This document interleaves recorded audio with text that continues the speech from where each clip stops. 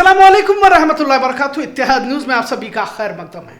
Operation सिंदूर की शुरुआत हो चुकी है। रात 1:30 बजे से 2 बजे के दरमियान हमले हुए हैं। पहलगाम हमले के बाद भारत पाकिस्तान जंग का खदशा जाहिर किया ही जा रहा था, लिहाजा कल रात भारत की जानिब से पाकिस्तान पर एयर स्ट्राइक किया गया। इस हमले को ऑपरेशन सिंदूर का नाम दिया गया। लेफ्टिनेंट सुफिया कुरैशी ने इस बात को सहाफियों के सामने वाज़ेह किया। अब दोनों देशों की जानिब से दावे किए जा रहे हैं। जहां पाकिस्तान में दहशतगर्द के अड्डों पर हमला करने का दावा भारत कर रहा है, तो वहीं पाकिस्तान आम शहरियों पर हमला भारत ने किया है ऐसा बता रहा है। तो भारत के जानिब से भारत के ही 10 शहरी मारे जाने की बात बताई जा रही है। यकीनन भारत हो या पाकिस्तान की मीडिया अपने अपने तौर पर बातों को पेश कर रही है। भारत की मीडिया का दावा है कि पाकिस्तान के 90 दहशतगर्द मारे जा चुके हैं, वहीं 26 आम शहरी मारे गए हैं ऐसा पाकिस्तान कह रहा है।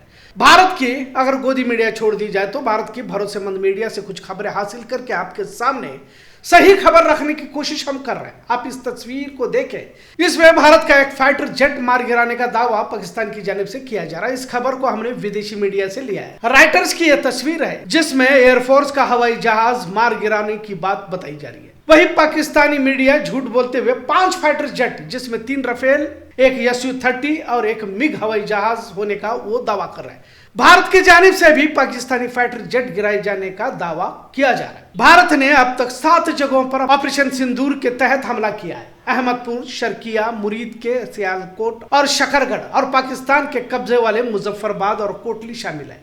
हम आपको यह खबर पेश कर रहे हैं तो बतौर दलील BBC, राइटर्स, लंदन टॉप और NDTV से हासिल किए हुए। भारत के हमले में अहमदपुर शर्किया में 5 लोग मारे जाने की बात कही जा रही है। मस्जिद बिलाल को भी नुकसान हुआ है। बहावलपुर का यह इलाका जैश मोहम्मद का हेडक्वार्टर बताया जाता है, जहां मौलाना मसूद अजहर का मदरसा चलता है। वही मौलाना मसूद जिसने भारत के पैसेंजर हवाई जहाज को अगवा किया था। इसी तरह मुरीद के लाहौर से 10 किलोमीटर दूर यहाँ लश्कर तैयबा का हेडक्वार्टर है। इस मदरसे को हाफिज सईद चलाता है, जो भारत के लिए मोस्ट वांटेड है। भारत पर हुए कई हमलों में लश्कर तैयबा का हाथ होने की बात बारहा सामने आई है। बहरहाल यहाँ 4 रॉकेट भारत की जानिब से दागी गई, जिसमें एक की मौत और 2 लापता बताए जा रहे हैं। अब पाकिस्तान की जानिब से भी जम्मू के रजौरी गांव को निशाना बनाए जाने की बात कही जा रही है, जिसमें कई घर पूरी तरह से तबाह हो चुके हैं। रजौरी, सोपोर, अखनूर, रामबन, इन 4 गांवों को टैंकर से हमला किया गया और शैल दागे गए, जिसमें भारी नुकसान बताया गया।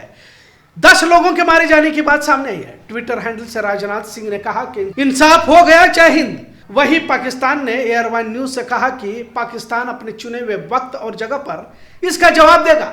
जहां भारत ने पाकिस्तान के फौजी ठिकानों को निशाना बनाते हुए दहशतगर्द अड्डों पर हमला करने की बात करते हुए कहा कि सही जगहों पर बिल्कुल सटीक निशाने के साथ, तवाज़न के साथ ही काम को अंजाम दिया गया। वही पाकिस्तान के डिफेंस मिनिस्टर ख्वाजा आसिफ ने एयरवाइन न्यूज से कहा कि हमले आम शहरियों पर किए गए ऐसा बताया। अमेरिकी सदर डोनाल्ड ट्रंप ने भारत पाकिस्तान जंग पर कहा कि यह शर्मनाक है। मुझे लगता है लोगों को अंदेशा था कि कुछ होने वाला है। वे यानी भारत और पाकिस्तान कई सदियों से लड़ रहे हैं। मैं उम्मीद करता हूं कि यह जल्दी खत्म हो जाएगा। चीन के सदर शी जिनपिंग ने भारत का हमला इंतहाई अफसोसनाक कहा और कहा कि भारत के इस इकदाम से अशांति फैल सकती है। तुर्की पाकिस्तान को खतरनाक ड्रोन की सप्लाई पहले ही कर चुका है, लिहाजा इसराइल ने भारत का साथ देने का वादा किया है। अभी हाल ही में हासिल इत्तला के मुताबिक पूंछ, राजौरी, मेंढर और उरी सेक्टर में शेलिंग की गई, जिसमें भारत के इन गांवों का बड़ा नुकसान हुआ है। तकरीबन 50 के करीब लोग शदीद जख्मी हुए हैं। लिहाजा इसी जंग के मद्देनजर आज पूरे देश के 25 रियासतों में 244 जगहों पर मॉक ड्रिल किया जाने वाला है। मॉक ड्रिल से मुराद ही जंग के वक्त के हालात से कैसे निपटा जाए, अवाम को किन चीजों के लिए तैयार करना होगा, स्कूल में बच्चे, अस्पताल, सड़कों पर अंधेरे में किस तरह से बचा जाए, बिजली काटने के बाद के हालात कैसे होंगे, कैसे इससे निपट सकते हैं, सायरन का आवाज, इस तरह पूरे देश में एक जंग की तैयारी ही कही जा सकती है, जिसमें तकरीबन 7 एक्सरसाइज किए जाएंगे। खैर, इन सब के दरमियान असल मौजू पर ही बात करते हैं। सबके दरमियान कुछ बातें काबिल गौर होंगी और खासकर राज ठाकरे ने कुछ बातों का जिक्र किया, शायद इस तरह की हिम्मत मुल्क में कोई और कर सके। राज ठाकरे ने सहाफियों को बताते हुए कहा कि पहलगाम हमले में जो भी दहशतगर्द शामिल थे उन्हें ढूंढ कर ठिकाने लगाने के बजाय जंग को मुसल्लत करना गलत है। अगर मोदी पहलगाम हमले को लेकर इतना ही संजीदा थे तो सऊदी अरब का दौरा अधूरा छोड़कर कश्मीर जाने के बजाय बिहार चुनाव में क्यों शरीक हुए? फिर अडानी पोर्ट के इजलास में शिरकत से मालूम होता है कि मोदी पहलगाम हमले को लेकर संजीदा नहीं थे। जंग मुसल्लत करना देश के हक में बेहतर नहीं है, ऐसा भी उन्होंने बताया। क्या भारत के मसाइल पहले ही कम है जो जंग को मुसल्लत किया जाएगा? क्या पाकिस्तान को क्या बर्बाद करेंगे जो पहले से ही बर्बाद है? पर जंग में भारत का बहुत बड़ा नुकसान होगा, इस तरह की बात उन्होंने कही।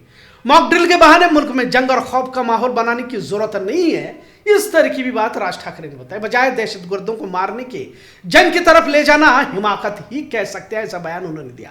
मुल्क में जंग के माहौल की दिशा को एक तरह से राज ठाकरे ने बदल ही दिया है। अमेरिका पर जब हमला हुआ तो ओसामा बिन लादेन को ढूंढ कर मारा गया, लिहाजा पहलगाम हमले में जो मुलव्विस थे उन्हें ढूंढ कर मारा जाए और उनकी तफ्तीश तहकीक करने की बजाय जंग को मुसल्लत करना ठीक नहीं है, ऐसा बताया। पहलगाम हमले की सही जांच हो, जो जंग का माहौल बनाया जा रहा है इसकी कोई जरूरत नहीं है। जो भी हो, लेकिन राज ठाकरे ने जरूर सुलझी हुई राय पेश की है, कहा जा सकता है। जरूरत किस बात की है और हम क्या कर रहे हैं? कुछ ने तो पहलगाम हमले को बहाना बनाकर जंग करना और इसका सियासी मुफाद मोदी हासिल करना चाहते हैं का इल्जाम भी लगाया जा रहा है। ऑपरेशन सिंदूर को लेकर मिलीजुली राय अवाम की जानिब से भी आ रही है। अगर इसी तरह जंग आगे बढ़ जाती है तो इसका खामियाजा भारत को भी भुगतना पड़ सकता है। भारत में दिगर मसाइल पर तवज्जो देने के बजाय मोदी का जंग का फैसला गलत साबित करते हुए भी कुछ लीडर नजर आ रहे हैं। भारत और पाकिस्तान दोनों तरफ से हमलों के दावे जारी है।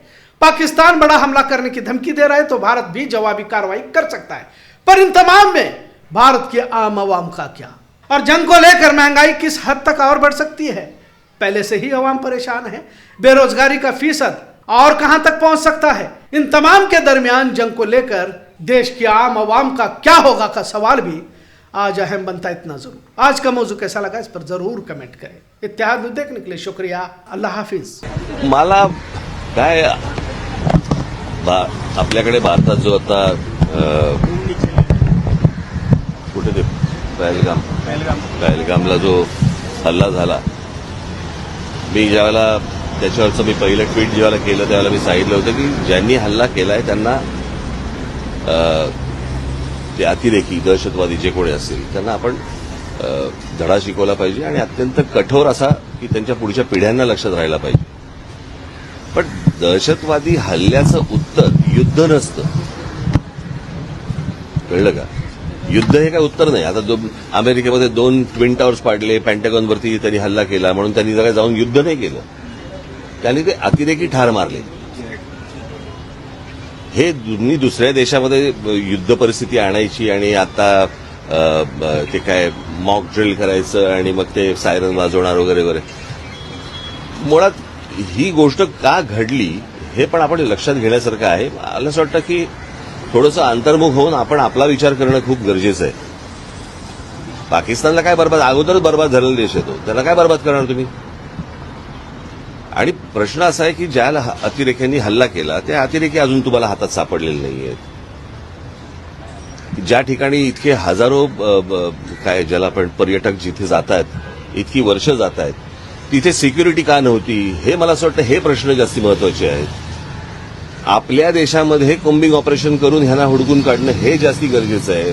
हे एअर स्ट्राईक करून लोकांना काहीतरी वेगळ्या ठिकाणी भरकटवून आणि असं हे काही युद्ध हे काय त्याचा पर्याय नाही होऊ शकत किंवा त्याचं उत्तर नाही होऊ शकत। आणि दुसरी गोष्ट म्हणजे आता कसं झालं की ह्या सगळ्या याच्यामध्ये कसं आहे, सरकारच्या चुका ह्या तुम्हाला दाखवल्याच पाहिजे। आज ज्या वेळेला हा प्रकार झाला, तो प्रकार झाल्यानंतर ज्या वेळेला पंतप्रधान त्यावेळेला सौदी अरेबियामध्ये होते, अर्धवट दौरा सोडला त्यांनी, तो दौरा सोडून ते बिहारला कॅम्पेनला गेले, कळलं का? बिहारला कॅम्पेनला गेले। मला असं वाटतं ते गोष्ट करायची गरज नव्हती। त्याच्यानंतर ते केरळमध्ये जाऊन तिकडे अदानीचं पोर्टचं उद्घाटन केलं, त्याच्यानंतर इकडे काहीतरी फिल्म इंडस्ट्रीसाठी काहीतरी वेव्हचा कार्यक्रम केला, तिकडे द्याल। इतकी जर गंभीर परिस्थिती आहे तर या गोष्टी टाळता आल्या असत्या आणि त्याच्यानंतर येऊन ते काय मॉक ड्रिल करायचं आणि मग काहीतरी एअर स्ट्राईक करायचं, मला असं वाटतं की हे काही उत्तर नाही या गोष्टींवरचं। जे अतिरेकी आहेत ज्यांनी हा हल्ला केलेला आहे, मला असं वाटतं त्यांना हुडकून काढणं, त्यांचा बंदोबस्त करणं आणि संपूर्ण देशभर मला असं वाटतं की तुम्ही हे मॉक ड्रिल करण्यापेक्षा कोम्बिंग ऑपरेशन्स करा जिकडे जिकडे तुम्हाला माहिती आहेत। आज आपल्या देशामधला पोलीस दल आणि या सगळ्या लोकांना, खास करून मुंबई महाराष्ट्रामधल्या पोलीस दलाचं तर मी त्यांची प्रशंसाच करेन की त्यांना सगळ्या गोष्टी माहिती आहेत, कुठे कोणत्या गोष्टी चालू आहेत आणि कुठे काय चालू आहे ते, कळलं का? आज आपल्या देशातले प्रश्न संपत नाहीयेत आणि आपण काहीतरी युद्धाला आपण काहीतरी सामोरे जातोय। मला असं वाटतं ही काही योग्य गोष्ट नाही। आज नाक्यावरती ड्रग्ज मिळत आहेत, हे ड्रग्ज येत आहेत कुठून, काय येत आहेत, मला असं वाटतं ह्या गोष्टींच्या खोलात तुम्ही जाणं गरजेचं आहे। लहान लहान पोरं आता ड्रग्ज घ्यायला लागली, शाळा कॉलेजमधली पोरं ह्यांच्यापर्यंत ड्रग पोहोचतोय कसा, हे प्रश्न आत्ताच्या सगळ्यात महत्वाचे आहेत. युद्ध हे काही आत्ता ह्याचं उत्तर नाहीये. एअर स्ट्राईकला ऑपरेशन सिंदूर असं नाव दिलेलं आहे. त्याला भारतीयांच्या भावनिकतेशी जोडण्याचा प्रयत्न. ते प्रश्न परत मी तेच सांगतो ना, ह्याने हे काही नावं बिवं देऊन ह्याने काही भावनाचा काही विषय येत नाही.